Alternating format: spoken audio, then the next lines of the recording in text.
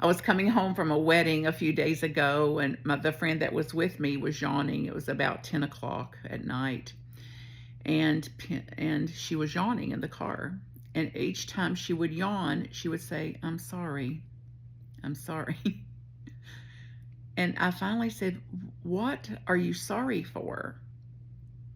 And she said, "Well, I'm sorry that I'm yawning."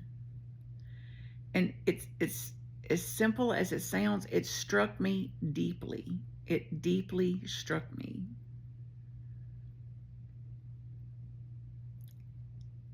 That how much I can't appreciate the body's needs or the body's wisdom, that it knows when to rest. And it yawns evidently when it's not getting enough oxygen, when it's trying to like close down some, shut down some, and go to rest.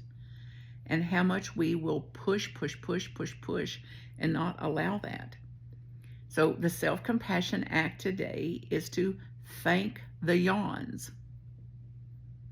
Thank the body for yawning. Thank the body for the signal. Thank the body for asking me, encouraging me, inviting me, directing me to a little rest, to some spaciousness. It may even be in meetings or something. It's okay.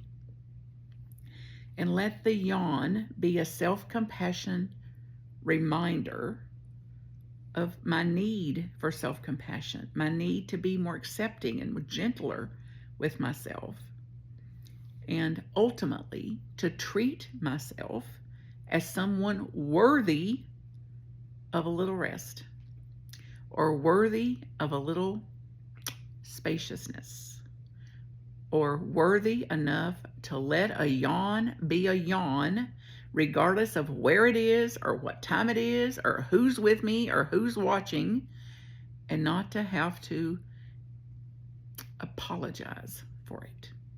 So yawn away, friends. Yawn, yawn, yawn. And may you be blessed in the reminder of your humanness and a compassionate response to it. Mwah.